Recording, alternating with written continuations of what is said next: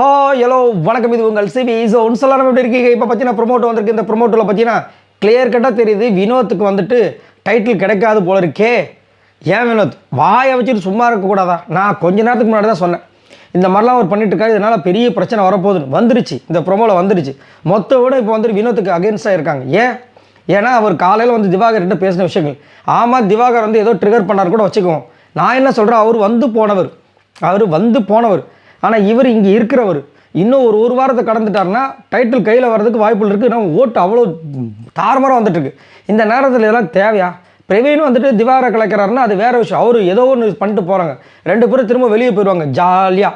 ஆனால் இவருக்கு இதை தான் அவர் யோசிக்க மாட்டார். இங்கே வந்து பார்த்தீங்கன்னா மொத்த வீடு வந்து பிளான் பண்ணுது. அதாவது அந்த பிக் பாஸ் மீதி இருக்கிற 6 பேரில் 5 பேரும் திவ்யாண்ணா வந்துட்டு அங்கே நடந்த விஷயத்த சொல்கிறாங்க. அதாவது வினோத்துக்கு ஓவர் வாய். வினோத்தை நான் வந்துட்டு நீ எப்படியா வயசை பற்றி பேசுவேன் போயா, உனக்கு 40 வயசு ஆகிடுச்சு, எப்படி நீ குழந்தை பற்றிக்கோ, இப்படிலாம் பேசுகிறாரு அப்படின்போது அரோரா டென்ஷன் ஆகுறாங்க. யார்? வினோத்தனான்றாங்க அவங்க. அப்படியா, இன்னும் இவ்வளோ மோசமாக பேசுகிறேன், எனக்கு இது சுத்தமாக பிடிக்கல அப்படின்றாங்க. அரோரா உங்களுக்கு இது மட்டும் தான் பிடிக்கலையா?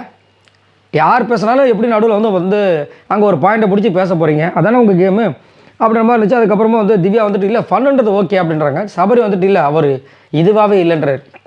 எதுவாகவே இல்லை சபரி வந்து எப்பயுமே பார்த்தீங்கன்னா அவர்கிட்ட ஒரு பழக்கம் ஒன்று இருக்குது. எப்பயுமே வார்த்தைகளை விட மாட்டார். அப்படியே வந்துட்டு சொல்கிற மாதிரி இருந்துச்சுன்னா அவர் இதுவாக இருக்க மாட்டார், அவர் அதுவாக பண்ணியிருக்க மாட்டார். அது நீங்கள் யோசிச்சு பாருங்கள், அவர் அது மாதிரி இருந்திருக்க மாட்டார். இப்படி தான் சொல்லுவார் தவிர அந்த அதுவாக இதுவாக நம்மள தான் பின் பண்ணிக்கிற மாதிரி பண்ணுவார். அது ஒரு நல்ல குவாலிட்டி தான். ஏன்னா அடுத்தவங்களை ஹர்ட் பண்ணாமல் பண்ணுறாங்களே, அதை சொல்கிறேன். அதுக்கப்புறம் வந்து பார்த்திங்கன்னா ஆனால் ரொம்ப சேஃபான கேம் அது. அதுக்கப்புறம் பார்த்தீங்கன்னா திவ்யா வந்துட்டு இந்த பக்கம் விக்ரம் பார்த்து அவ்வளோதான் பேட்டி எடுத்து கிளம்பு அப்படின்ற மாதிரி சொல்கிறாங்க. அது வந்து வினோத் சொன்னாரா என்னன்னு தெரியல. அப்புறமா விக்ரம் வந்துட்டு கானாவனை தவிர வேறு யாருமே தப்பாக ப்ரொஜெக்ட் பண்ணவே முடியாது சார்னு அன்றைக்கே நான் வந்து விஜய் சேதுபதிக்கிட்ட சொன்னேன். இப்போ அதுதான் நடக்குது அப்படின்னு. உண்மை தானே? இப்போ யாராவது வந்து வினோத்தை வந்து யாராவது கலாச்சாங்களா? இல்லை. வினோத்தை வந்துட்டு இந்த மாதிரி கேம் வந்து தவறாக விளாண்டுருக்கான்னு யாராவது சொன்னாங்களா? இல்லை. இப்போ எப்படி இந்த இஷ்யூ வருதுன்னா இவர் வந்துட்டு திவாகர்கிட்ட போய் தேவையில்லாமல் பிரச்சனை விட்டு வாயை விட்டு இப்போ வந்து மாட்டிட்டார். இதுதான் நம்ம ரொம்ப பொறுமையாக இருக்கணும், ரொம்ப கான்ஃபிடென்ட்டாக என்ன சொல்கிறது கான்சன்ட்ரேஷனோடு இருக்கணும். ஏன்னா கடைசி நேரத்தில் என்ன வேணாலும் நடக்கலாம். இப்போ விஜய் போகிறது கம்புறதுக்கு இது மாதிரி நடக்கும்னு யாரும் எக்ஸ்பெக்ட் பண்ணாங்களா? அவங்க இப்படி இருந்திருந்தால் இது இப்படியா இருக்கும்? கண்டிப்பாக அவங்க வந்து மாதம் ஓட்டு வாங்கிட்டு மேலே எங்கேயோ போய் நிற்பாங்க, வேறு மாதிரி போயிருக்கும். பட் இங்கே என்ன நடந்திருக்குன்னா வேறு மாதிரி போயிடுச்சு. அப்படிங்கும்போது வினோத் எவ்வளோ கேர்ஃபுல்லாக இருக்கணும். அதுதான் வந்து காலையில் வந்துட்டு நம்ம விக்ரமும் வந்து சொன்னாங்க. வியானாவை கூப்பிட்டு வச்சு பாடம் நடத்தினாங்க.